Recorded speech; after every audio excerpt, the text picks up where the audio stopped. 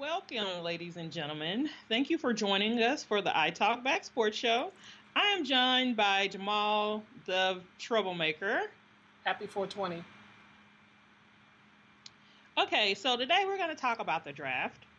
We're going to talk about basketball, and we're going to talk about some other things, okay? Jamal, would you like to give a shout out?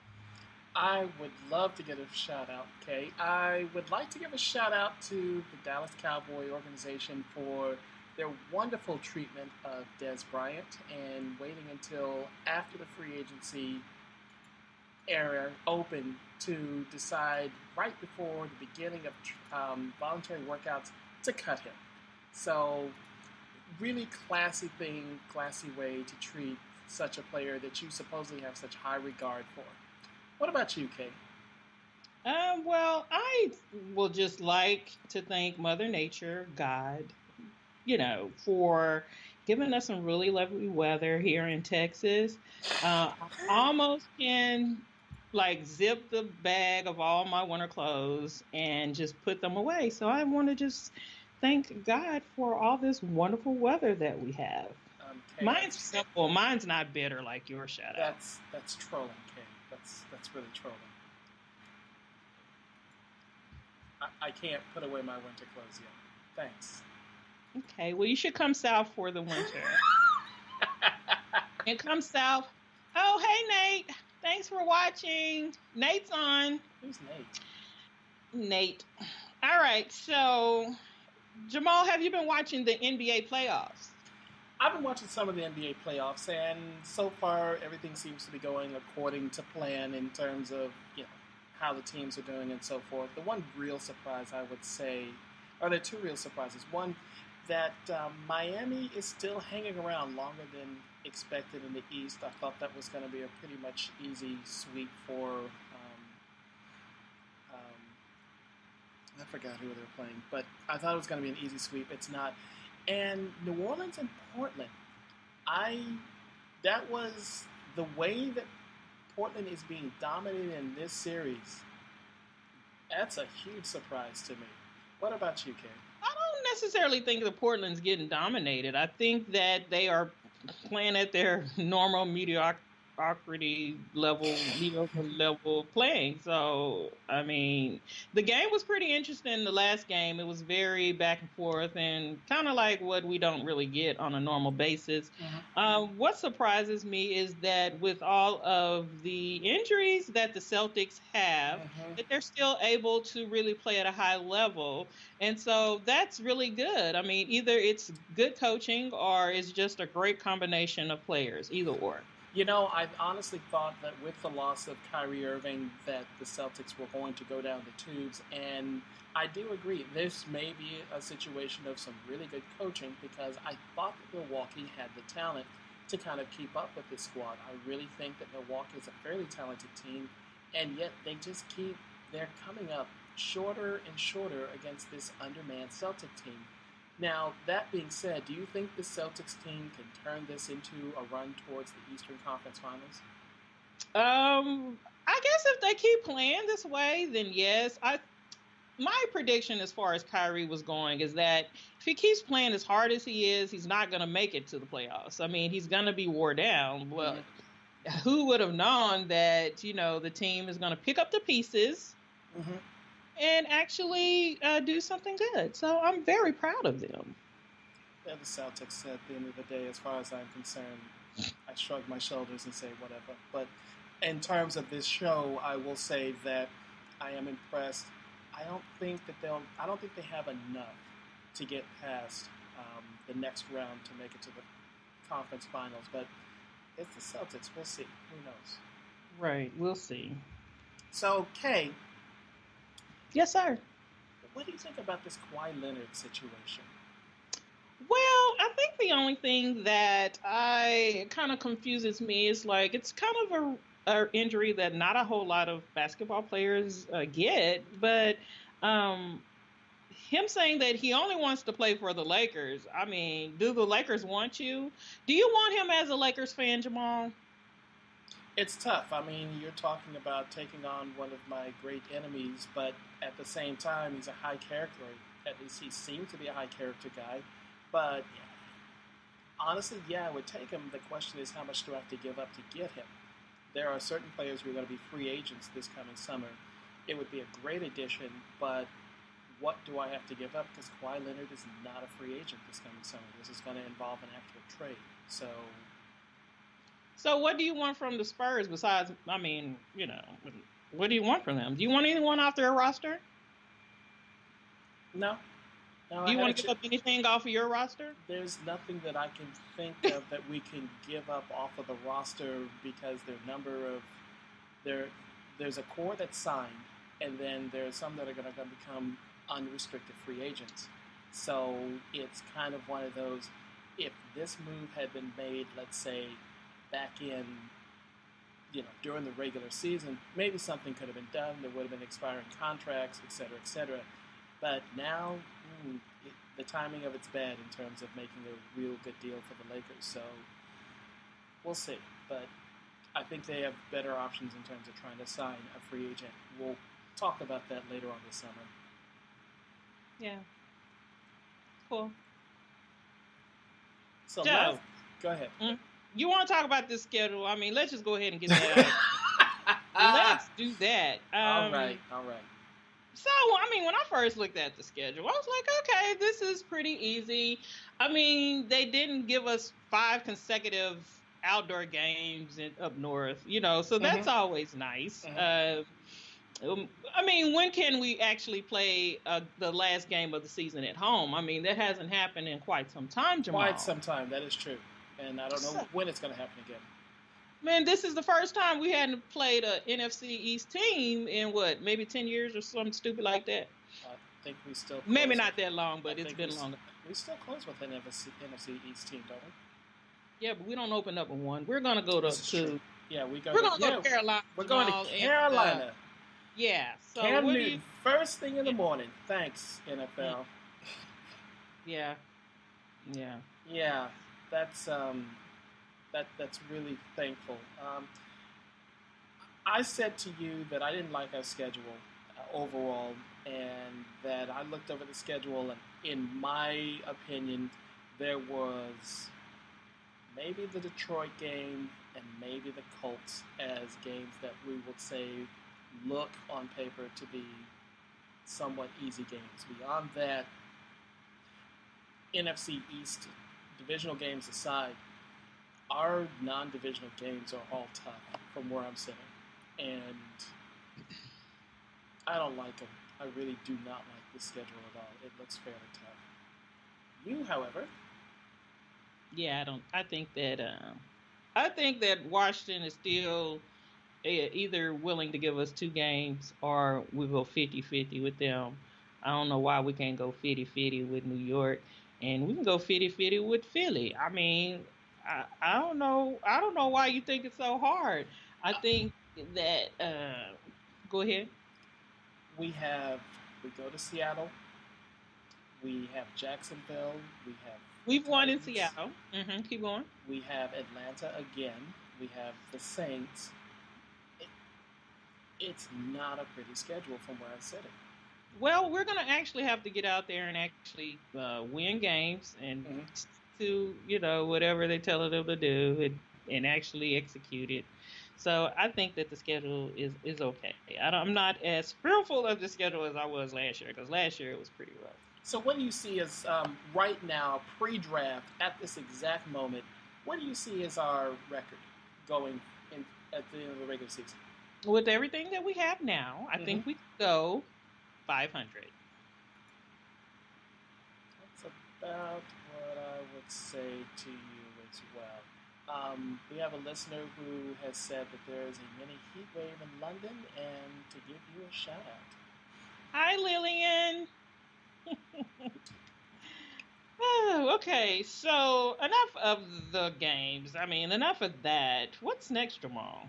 Well, I would like to actually pull you back over and ask you about the schedule that Pittsburgh seems to have going for this season. That the AFC East the AFC North seems to be one of the weaker divisions this year. And Pittsburgh managed to pick up what seems to be a fairly reasonably a reasonable schedule for them, and especially for a team that won the division last year. I don't know. I think that based upon schedule alone, that the Steelers kind of have to be one of the teams to look at to win in the AFC. Well, Jamal, foolishly, I have picked Pittsburgh like the last 2 to 3 years, and I'm about to get off of that damn train because no matter what, they just, when it comes down to the end, they just don't get it done. So I'm going to pull out my stock and I'm going to sell it to another AFC team to be determined at a later time. Okay, so I've pulled up their schedule. I'm taking a quick run through, and I see 11-5 for this team, possibly 12-4. But I think one of the things, at least from the offensive standpoint for Pittsburgh, is the emergence of Juju, who came on late in the year while Antonio Brown was, working through some injuries. You've got both of them now who are going to be on the field at the same time. They're going to be a very potent offense. The defense is still a problem for these Steelers. So they have the offensive firepower, though, to kind of make up and cover up for it from time to time. So I can see them doing fairly well in the AFC this coming year. I think we spent too much time already talking about the Steelers. All right. That's just me. I don't know. All right. So the NFL was nice enough, and they listened to somebody and decided that they would schedule a few actual decent games over in London this coming season. And that includes our beloved Philadelphia Eaglets? What do we call them? Anyway, we have Seattle versus the Oakland Raiders. The following week, it's the Tennessee Titans versus the Los Angeles Chargers. And they close out 3 straight weekends of London NFL football with the Eagles versus the Jaguars. Any interest in crossing the pond to go? No.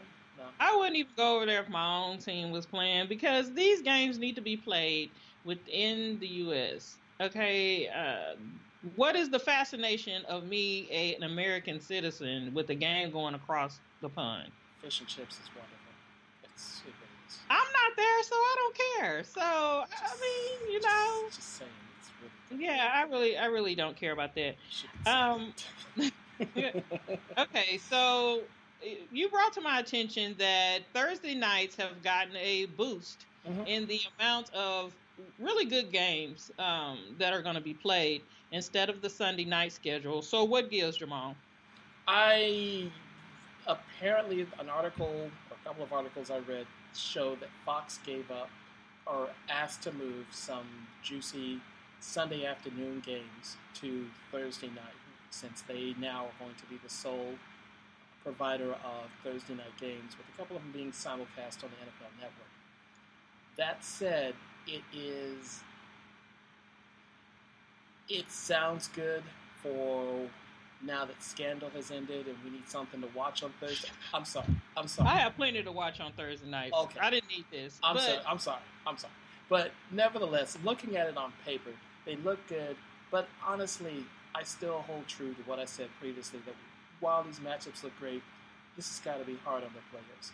And the Thursday matchups generally aren't as good as the Sunday matchups. There hasn't been a full week of rest. There hasn't been a full week of preparation. And it's hard on these guys. The Thanksgiving matchup, that's one time. That's the way it used to be. And honestly, it's probably the way it should go back to. It's just the one set of games on Thursday on Thanksgiving, and that's it. But beyond that, looking it over, yeah, they look a bit more interesting.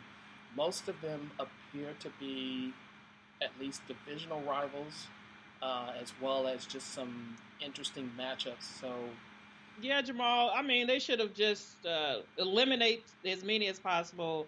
No one's going to rush home on Thursday. Oh, I have to watch this game. And if it is, it's just because your team is playing. So I'm not impressed. So let's talk about the draft, Jamal. Can we get into that? The draft. Do you really want to talk about the draft? Yeah, let's go ahead and do that. Now, I'm going to go ahead and utilize the the things that you bought me. So we're gonna see how it goes when I go on the road and I get out there and talk to some fans and see some stuff. It looks like I'm probably gonna be accompanied by a Steelers player. What? Not a player. I'm sorry, a Steelers fan. So it's gonna be a Boo. Cowboys fan, a Steelers fan, Boo. walking around, and hope that we don't confuse anyone. We're actually our friends and we're not enemies. So we're gonna see about this. Would this Steelers fan be somebody who used to host the show with us? Yeah, it's gonna be him, and I'm gonna make him get out there and ask some people. Can you imagine him 6 whatever he is, 2 whatever he is out there asking people questions? Because he kind of looks intimidating. With a So we're gonna Steelers get out. slant? Oh, Yeah, gosh. yeah, and so then we're gonna get him to get out there and ask some questions of some people. Hopefully, And, hopefully, in a couple of weeks, we'll be able to play some of those possible interviews on the show and get some feedback from your field trip to the NFL draft. So Jamal, I think I'm gonna go out there on Thursday. Okay. I possibly have a ticket. We'll see how that goes when I get there. I look forward to the up-to-date insight and the intel on what's taking place. Okay, You gotta be next to Ed Warder, right? You're gonna be right there next to him. I don't know if I want to be next to Ed, after some comments he made on Twitter. So, Okay, I think so I can just roll by myself. My name, it speaks for itself sometimes. Right. There you go. I like that. Exactly. So, the quarterbacks in this draft, are they really worth their high ratings? I don't think that very many of them are going to pan out. I'm hoping that Baker Mayfield will be a little bit more than a glorified, what's the guy from A&M, the one, Manziel, that Jerry, I just hope that he's much more than that. I hope that he learns to shut his trap and to just go out there and prove himself on the field. I mean, this is what I'm interested in, is in your play. Mm-hmm. What do you think about the quarterbacks? So, when it comes to quarterbacks and drafting quarterbacks, I've been dead wrong about just about every one of them that has come into the NFL. And I am looking at Baker, and I am not impressed. And I just shrug my shoulders. Lamar Jackson, I'm very interested in seeing what he does. And I am otherwise looking at them, now just depending upon, like every quarterback that Cleveland has taken, I have assumed that they were going to be the ones who took them out of the basement. Stop laughing. They would be the ones who would take them out of the basement and make them into a viable team. Each one of them has flamed out, failed, and traded away, whatever or however you want to put it. So, these quarterbacks, I'm not saying a word about. I really am interested in Barkley to see what he does at running back, who takes him, and that he may be someone of interest or someone to watch, and hoping that he does not continue the pattern of previous great Penn State running backs who've gone to the NFL and just kind of flamed out. So, but the quarterbacks, I'm not the person to talk to on that one. Okay. Sorry, no problem. Okay. So, but what I can talk to you about is our Dallas Cowboys. And as you alluded to at the beginning of the show from the question from our listener, on Facebook,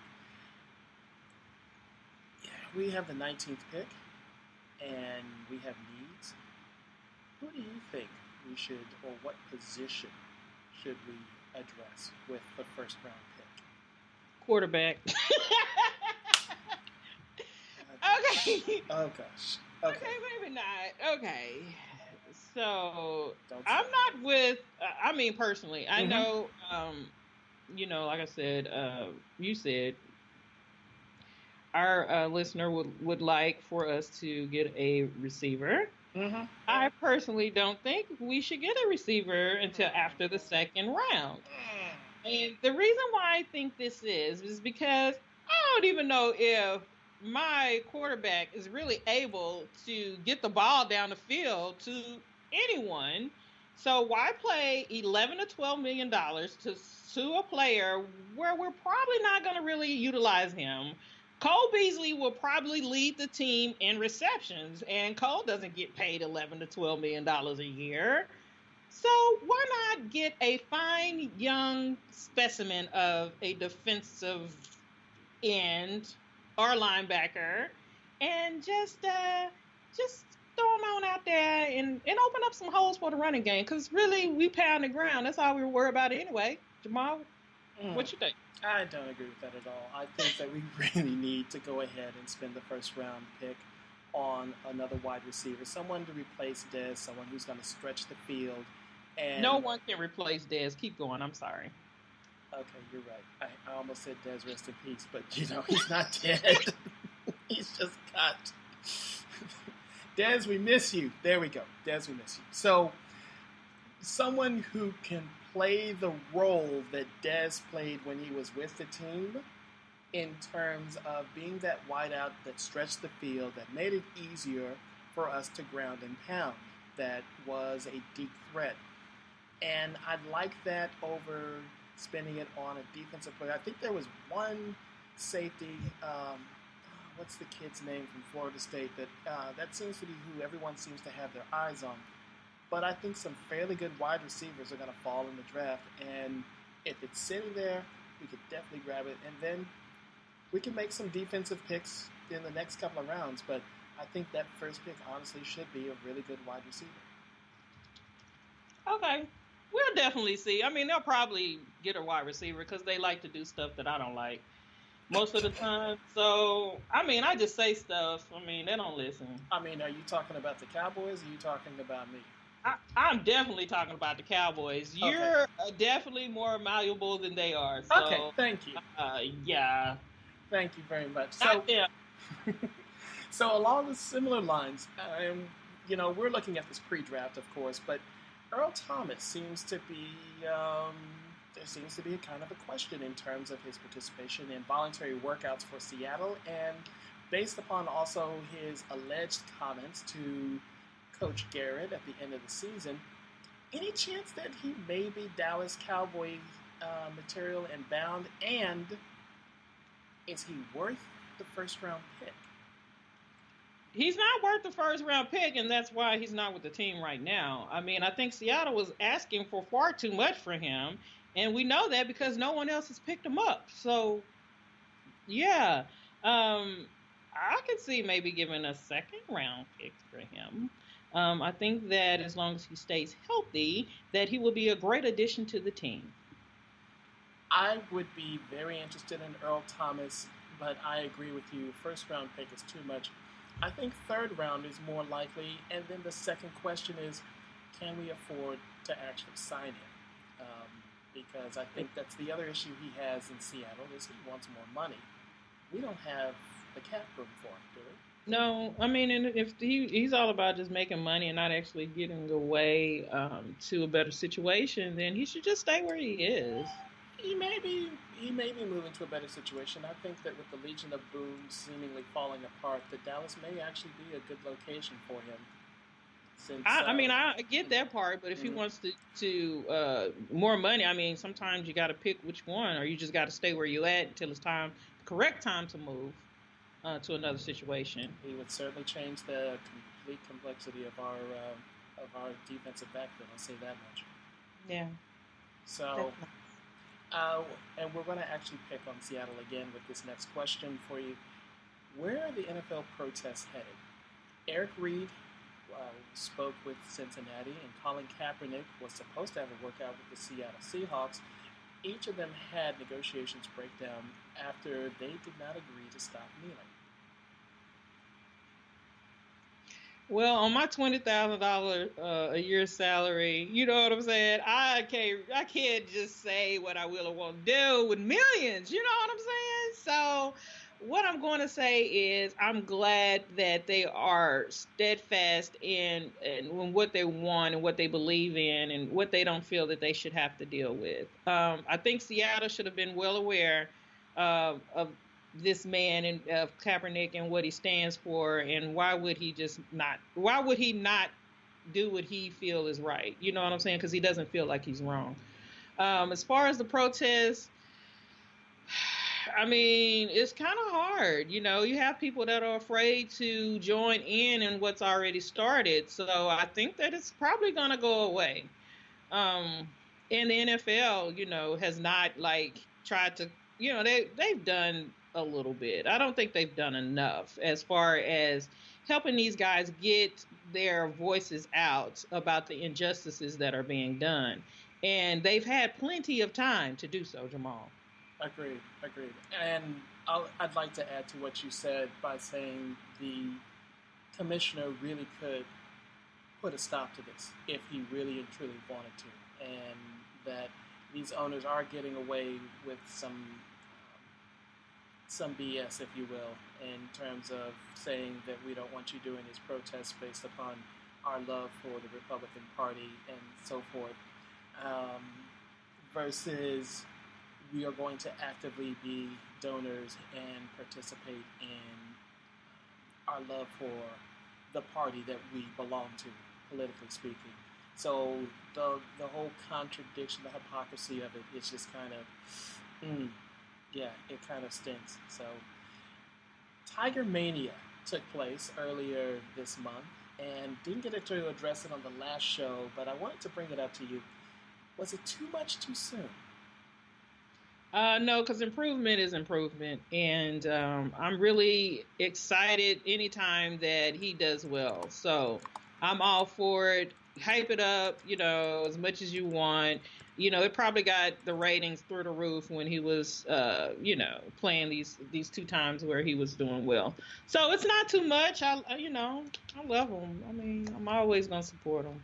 I'm always going to support him too. I just think that it's funny the same people who are busily trying to bury him now are trying to hoist him up and get as much ratings off of him as possible. The Masters ratings, I'm quite certain, over the last few years were up significantly because of his presence. And to that end, however, I'm still of the let's see what the man can do in some of these smaller tournaments first before we really start pushing him up.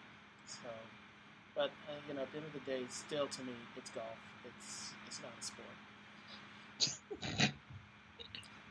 So just a thought. Would it be horrific to shave off a month from the baseball schedule start to the end of April and thus avoiding the bad weather that the northern teams seem to go through each year, in particular those who do not believe in playing in dome stadiums? Yes, we discussed this last week. Do whatever you want to do to baseball. Just, who cares, really? You're really mad about your team, aren't you? Man, I mean... You're really mad. I'm mad at my teams. Mm-hmm. It's plural. You're really mad. Okay. I mean, if I care more about winning than you do, and you're the owner, the manager, the... whatever, then yeah, that's a problem. Let's go to something a little bit different. Sure. What are your thoughts on the happenings of the Starbucks in Philadelphia last weekend and the subsequent protests? Well, I just think that, before you call the police on me, just give me a little warning. Like, if you say, hey, these guys want to leave, at least first ask me to leave. And then on the other side of that, just because you call the police don't mean they have to arrest somebody. Sometimes you just need them to be a little civil and maybe find out what the situation is, ask a couple of questions. And how about you do it outside of the restaurant? Mm-hmm. So that way, if you ask me and you arrest me, then it don't be everybody with the cameras out videotaping it. I mean, and then lastly, the police chief, I haven't taken public relation class. As a matter of fact, I hadn't taken 9-1. But all he had to do is say, hey, I'm not aware of everything that happened in the situation. Let me review the situation, and then I can tell you what our procedures would have been and what was right and what was wrong and what we can do better. Instead of just getting out there, just running your mouth about something that you didn't even have all the information on. So a lot of people dropped the ball that day. You know what I'm saying? Does it surprise me? I'm not surprised. That's just a normal day in the life of some people. Okay, so the people that don't know this type of things that happen, they should not say anything. Mm-hmm. You know what I'm saying? And just let the people that this happens to on a normal basis, just listen to them and leave some of your prejudices and your thoughts out of it and just listen to what other people go through. And that's all I can ask anybody to do at any time about the things that's going on in this world. Gotcha. Who do you point a finger at? Starbucks or the police department? I don't like pointing the finger.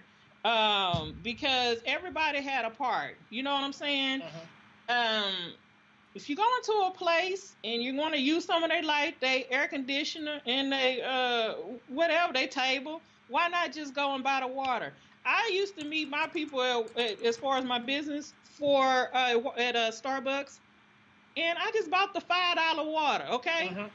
No, the water's not worth $5. I just bought the $5 water because I'm there. You know what I'm saying? So let's change our habits. You know what I'm saying?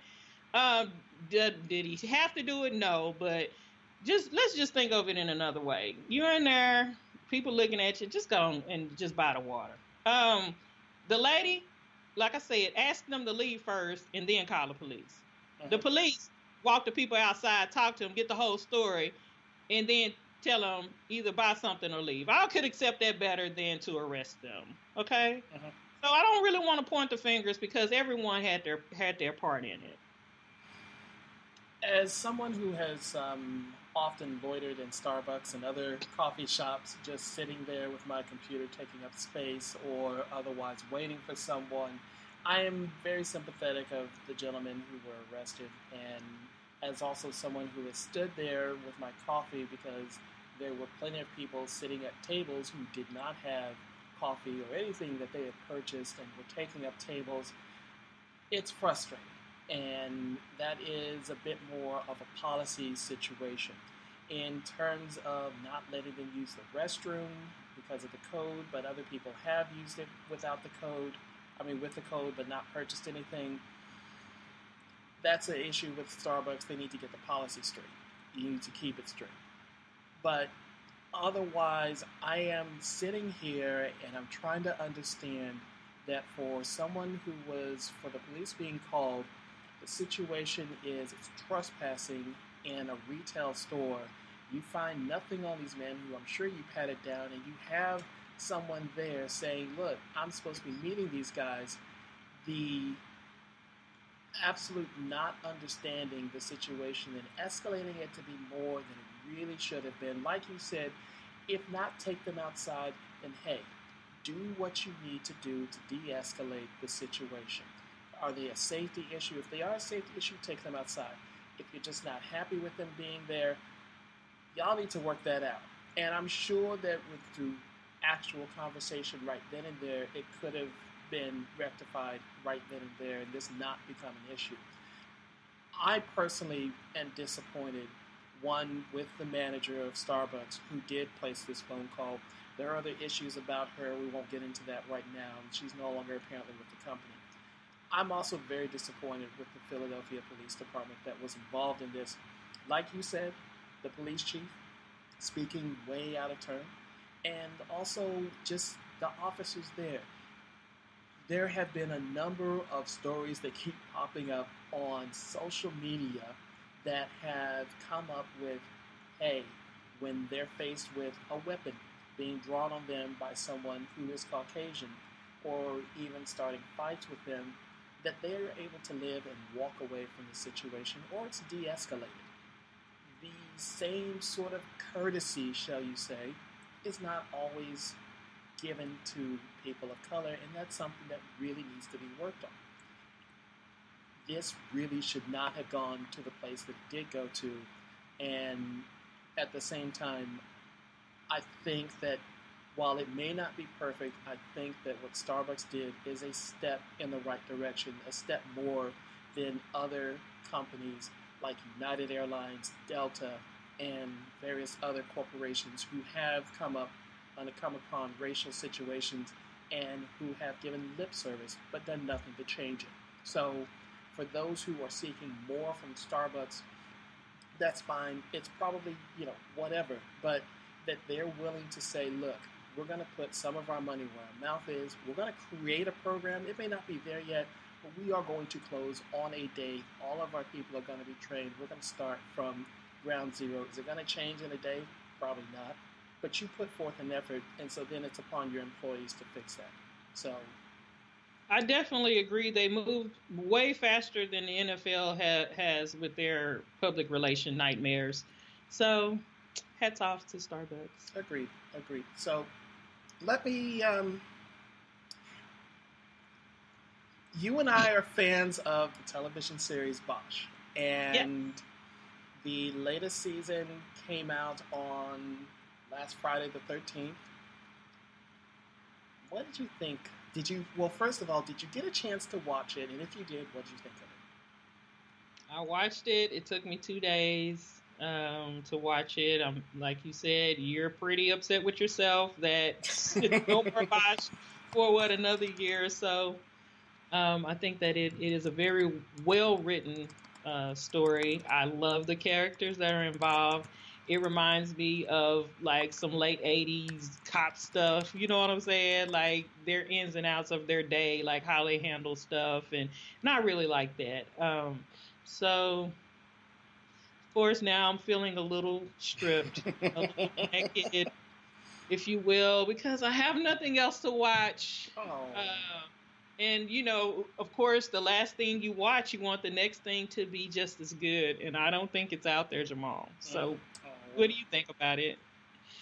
I was also a 2-day watcher. I'm very upset that this was so, I don't want to say addictive, but I could not press stop at the end of an episode, and it kept going and going. And so, yes, we got to wait another year until some more episodes come out, and I'm just mad that they made a show that was good enough that even for someone who's actually read the book that the show was based on, I was still extremely entertained. I was still, even though I knew what was going to happen for the most part, just okay, I gotta watch just the next episode, and then bam, it's done. It was very good, like you said, very well done, and that it just, do I say that it's getting better? I don't know. Or is it just as entertaining? I'm gonna have to probably, you know what you could do? You can go back and rewatch the first couple of seasons so that now you have something else to compare to them. Yeah, and I've rewatched the first couple of seasons like twice, so yeah. So, Jamal, have you went to dine anywhere in particular that you want to share with us? Yeah, I've been to a couple of places. You caught me off guard on this because there were a couple of places that I dined at that were very good. Can I come back to you on that on the next show? I guess. I really appreciate it because, I had some very good dining experiences in the last couple of weeks. What about you? Well, I've dined out a lot, but it's really places that I've already been to. So I don't have anything as far as that concerned. I normally try to go to new places, but that really hasn't happened lately, and I'm sad about it. I really am. So what I can tell you, though, it's coming back to me, though, that I went to a couple of places. One, Ippudo West, which is on, I believe, 48th Street, 49th Street in Hell's Kitchen. And that is a ramen noodle place. They have just a couple of ramen options, but the ingredients, very tasty. The noodles, very nice. Really great service and really nice atmosphere. The other place is Turntable for Jazz. It is a Korean place, a Korean fried chicken place, and they will double fry the chicken wings, and then they put it in a, yes ma'am, yes. It goes into a soy garlic sauce. They also offer a hot sauce version of it as well. It's quite spicy, and if you really want to kick it up a notch, they'll put on a little kimchi off to the side for you. But it, again, very nice. They give you the option of wing flats and drumettes or the drumsticks. and really very tasty. And when in New York, yeah, you'll have a nice plate, a nice plate of it. And oh, by the way, I hit up the one that you really aren't that happy about. Five Napkin. Very good No, burger. $20. If a $20 burger is purchased for me, first of all, it should be fantastic. I'm sorry. I mean, it was okay. It wasn't absolutely a $20 burger, and I'm not remembering which one that you ordered. I also feel that because said burger was purchased after the loss to the Giants, that maybe there was just a bad taste in your mouth. So I'm going to need for you to come back, and we're going to need to go back to this place. And what I will do is I will purchase the burger. No, right? I'm not going to let you spend that money on my account. Oh, no. Oh, no. Please allow me. Because I feel like I really would love for you to give this burger another chance, and I think that you will at least give it it's okay. I think that may be what's needed. So it won't be after a game. If I go for 3 days, I have 9 meals of I have to have amazing food for those 9 meals. I just can't waste it on a burger. When you say waste, how about I do this instead? How about I get the burger, okay, bag it up, put it in some foil, and it'll be your bag that you take back to Dallas Fort Worth with you. So that way you don't quote unquote waste a meal, and you have the burger to try. Jamal, I'm a Texan. The only burger I'm gonna travel with is a Whataburger. So no, don't cuss. That's not allowed. You didn't mark it explicit. Okay, guys. Well, thank you so much for joining us this afternoon. We definitely will be on next week. This is the I Talk Back Sports Show. My name is Kay, and I'm joined, as with Jamal. And we'll be back. Goodbye. Something's wrong with you. Something is wrong.